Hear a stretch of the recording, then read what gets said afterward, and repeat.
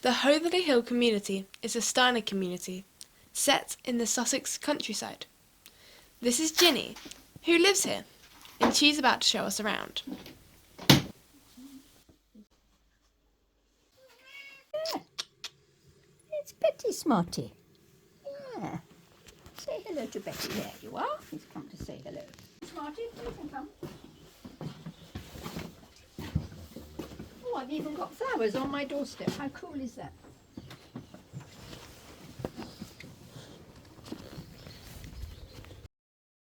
Can you tell us who you are and what first brought you to Hoathly Hill?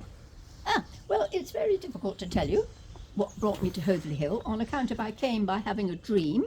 My name is Gini Mags, and I was living in Hackney, and I dreamt I came to Hoathly Hill to live.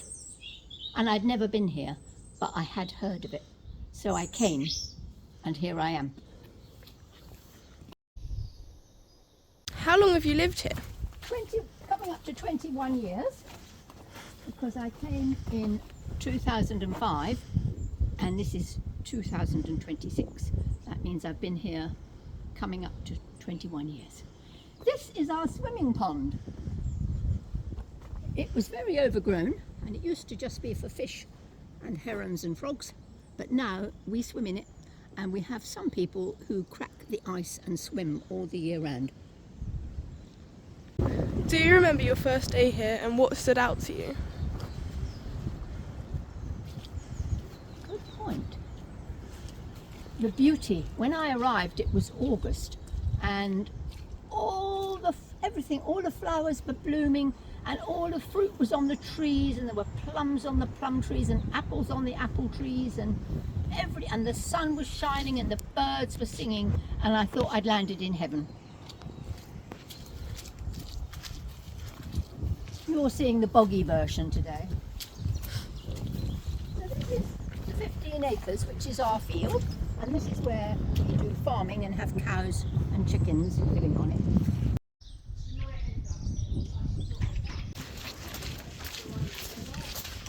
And here is Colin the builder. I'm just making, she's making a film. Can he fix it? And he is doing repairs. Who's just talking about you?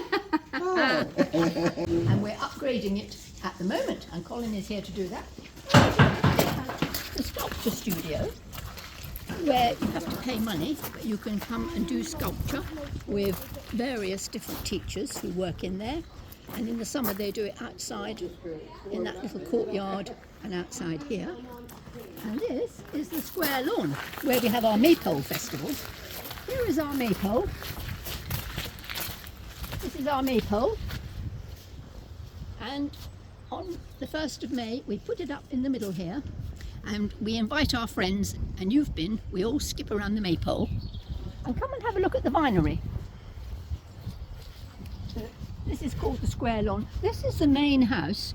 Originally there was this big house with all this land and stables over there, and the stables have all been converted into houses.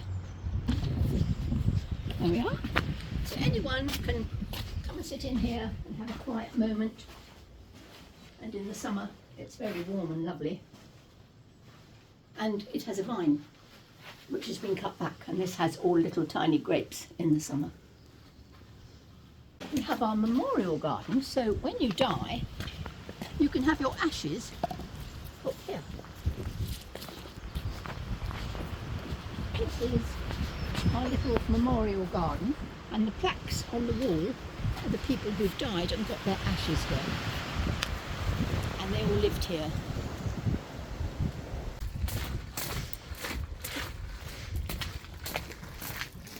This is the herb garden,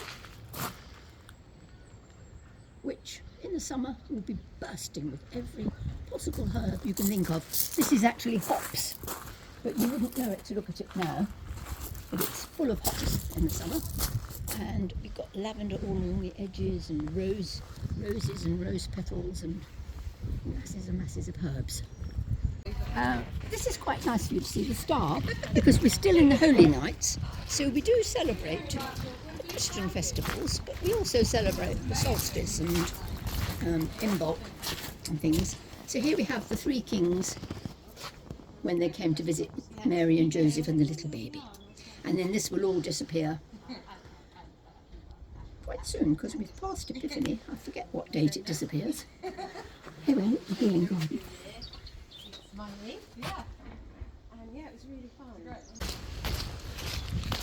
What is a Steiner community? So it started as a Steiner community, which means the people who originally founded this community were all interested in the teaching of Rudolf Steiner, and they believed in community living and support, and they set it up. But they also set it up so that if somebody wants to join the community, they don't have to know anything about Steiner, but they would be people that want to farm ecologically. You know, we don't put chemicals on the land. Everything is biodynamically looked after. These were all the stables, and now they're all houses.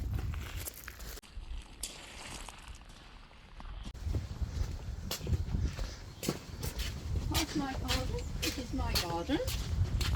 I have a little house with a big garden.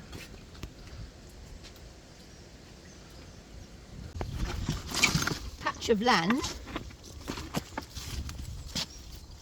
where everybody can grow their own vegetables, and you don't have to have one, but if you want a plot to grow your own vegetables you can, but you're not allowed to put any chemicals ever. It's all biodynamically farmed.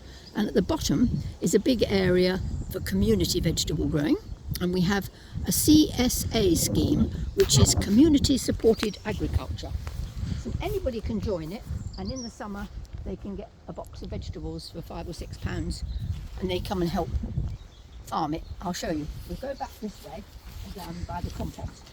Because a very important part of biodynamic farming is the compost heap.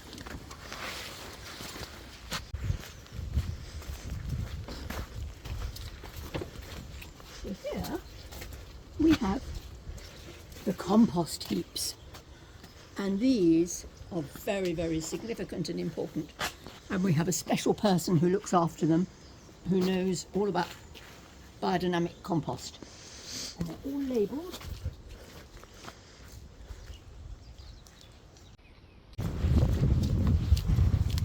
We built this little roundhouse out of, it's a straw bale build, and children have outdoor school here.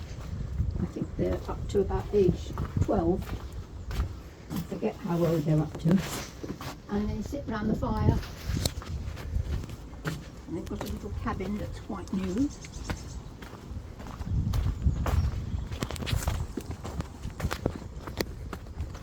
There is their blackboard. There is their compost loo at the bottom. That's a compost loo.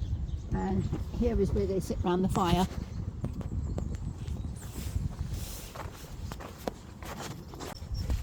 This is the bee garden. That's our bee house where we keep the equipment. And there's various beehives. We've planted lots of heather and bee-friendly flowers in there, which you can't see at the moment.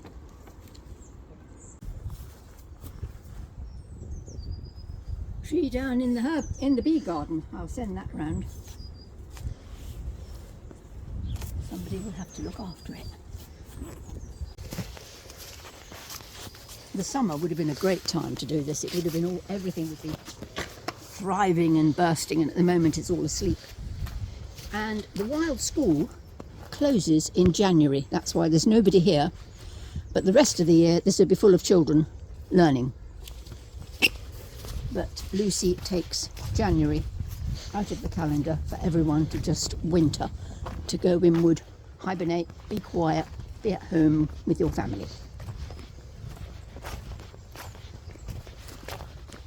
If someone were considering joining a community like this, what would you want them to know? Well, that's a very big question. When you do start to move here, you're given a contact person that tells you exactly what's expected, how we function, and would ask you if you're ready to get stuck in, because obviously some people come and live here and don't actually do much, and we try to engage people right from the beginning so they see it's a functioning, working community, and we need everybody on board, turning up to work days. Once a month, we all turn out with our wheelbarrows and look after the land, prune the bushes, mow the grass, do everything. And then we have a community meal in the barn. And we like everybody to come, but they don't all come, but as many as possible. And so there's things like that. We have a meeting every Wednesday evening where we discuss what needs to happen, and we have a weekly bulletin that goes out every week on a Saturday, updating everyone with what's happening and what you need to know. Like if we're doing a biodynamic workshop to feed the land with the biodynamic preparations, everybody would be told in the bulletin to come and meet at the right time.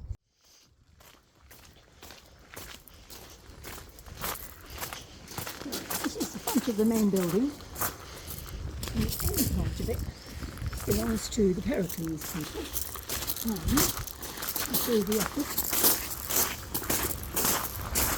They have a roundhouse at Floor Hatch Farm, Pericles, and they have another one at Tablehurst Farm.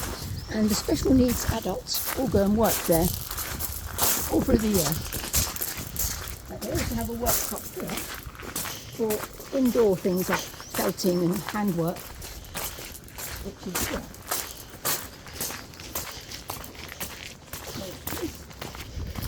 That is Pericles' indoor workshop.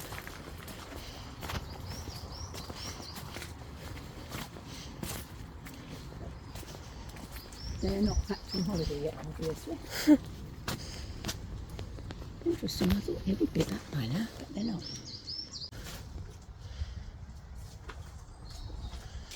And the office is closed, and number 18 is in the flat, and that belongs to Pericles, to the people who run it.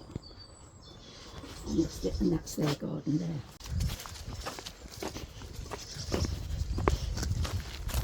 It's like a little world on its own.